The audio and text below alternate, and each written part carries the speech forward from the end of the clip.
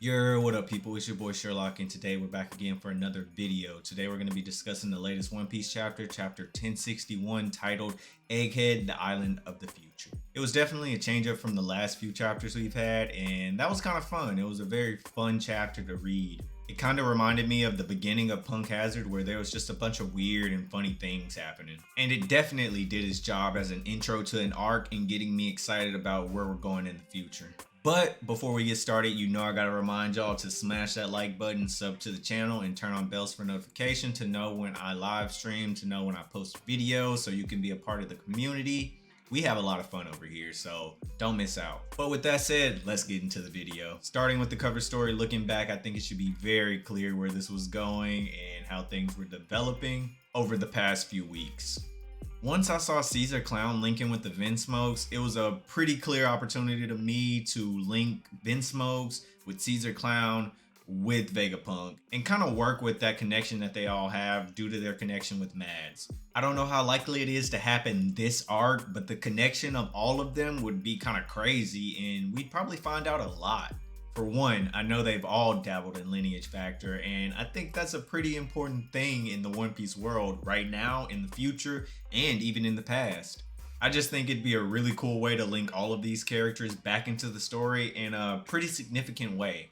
And I love that about Oda's writing, that you can connect various pieces throughout the One Piece world and give them their own little story. They have their own little storyline and plot that they kind of follow, and it doesn't necessarily have to include the Straw Hats, even if it's somewhat related to them. Oh, and one last thing about the cover story. I see a lot of people blowing the pot on Cat about letting them escape, but they forget that Caesar's Devil Fruit is pretty OP. He's just kind of incompetent when it comes to using it. Oh, and plot armor. We can't forget about plot armor.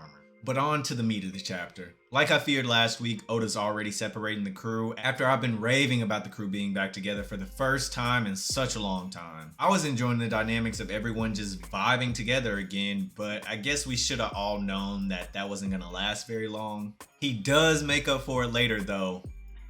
Low key, he makes up for it multiple times. So who am I to doubt Oda? Me, a mere Oda angel. So we start the chapter with everyone in danger. So we start off with Jinbei going after Luffy, Chopper, and Bonnie, all of who went splishity splash into the sea. And if you've experienced One Piece arcs, then you know this is how the separation begins and how the groups are formed. For now, we have Luffy, Chopper, Bonnie, and Double Shark Dig Jinbei as one group, and literally everybody else as the other group. It's a smaller group and can really give Jinbei moments to shine, and can really cement himself as a true Straw Hat in everyone's mind. But I did skip over one teensy little part. Or honestly, it's a giant ass shark. There's a giant ass shark in the room. And guess what? This said giant ass jaws looking shark can shoot missiles.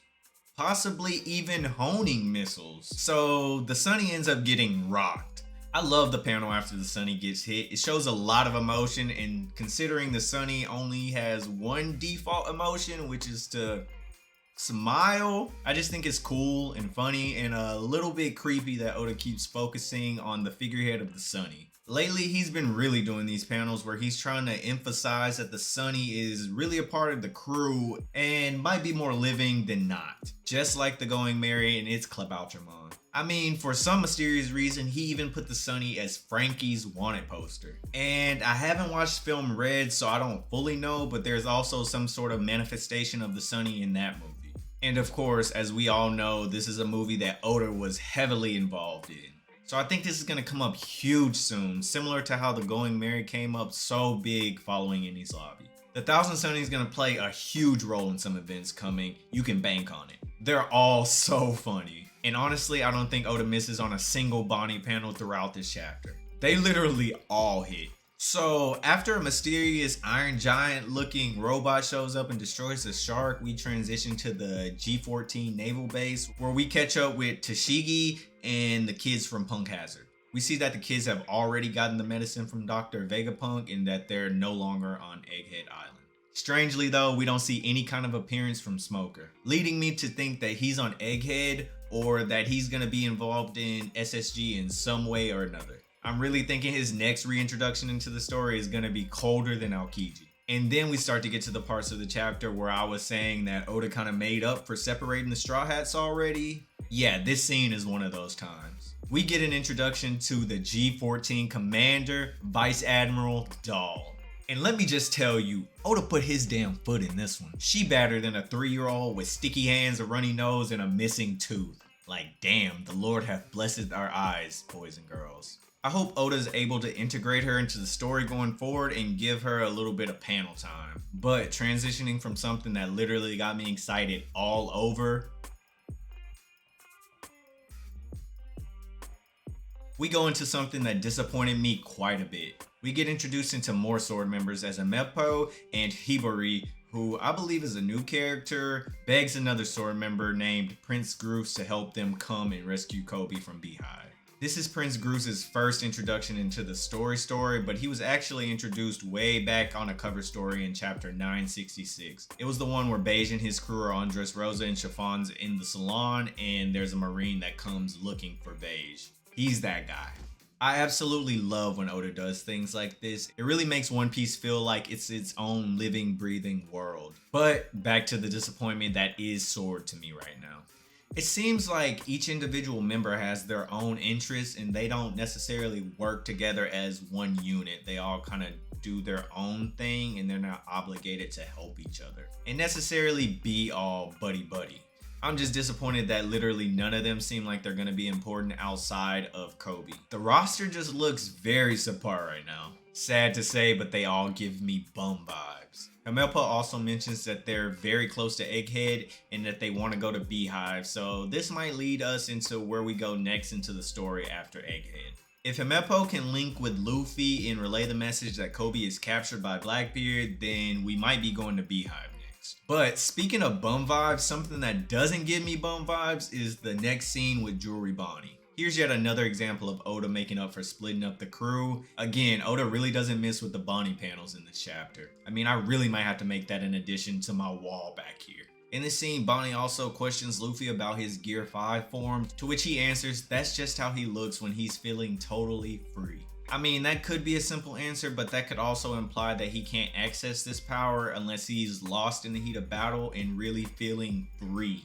Kind of like being in the zone or like Black Flash from Jujutsu Kaisen. So that's just something to keep an eye on. So Bonnie goes on to inform the group that they're now on Egghead, which is said to be 500 years in the future and is the home base of Vegapunk, who she currently has business with. I do want to quickly mention that I love this group we have right now. I think Luffy and Bonnie can really have some funny and dynamic moments together. I mean, they're perfect for each other. They could just eat and vibe all day. Chopper's also a good little personality to add into that, and Jinbei will keep them grounded. But from there, we transition into the last part of the chapter where we're finally introduced to the man, the myth, the legend himself, Vegapunk. Well, at least two of those things are correct for now. What actually emerges from the Iron Giant, who is now holding the Sunny like it's a rubber ducky for a child's bath, is not a man, but in fact a very good-looking young woman. She introduces herself as someone who works for the government despite her mediocrity, referring to herself as Dr. Vegapunk. Although I don't want to go too in-depth on this whole Dr. Vegapunk thing because I'm going to address it in a whole nother video in of itself. I do want to mention that although it's given the appearance that Dr. Vegapunk is a woman, a very attractive woman at that, it does mention that she kind of talks in an old-timer type of dialect. On her bodysuit, it also appears that she has Punk 02 written, which probably means that she's just an experimentation that Vegapunk is speaking through. The shark also had Punk 3 written on it, and it seems like all of his inventions will have this type of branding on them, leaving me to disappointedly think that Vegapunk will still be an old man and that Oda's really just trying to fake us out right here.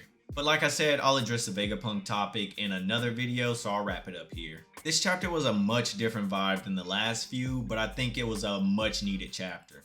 I really enjoyed the wackiness of it, and it definitely gave me the beginning of Punk Hazard vibes. I think this arc will be pretty condensed, but also give us plenty of lore and key information about what we need to know going forward. I say 25 to 30 chapters at most, mirroring something similar to a Saba Odi or a Zou arc. But I can't wait to see where we go from here, and I can't wait for you to smash that like button below, hit the sub to the channel, and leave me a comment down below, just leaving me your thoughts on the chapter, or even just saying hi. As always, I hope everyone's having a beautiful day or night wherever you are in the world. Keep on shining and grinding. I'll catch y'all on the flip. Peace.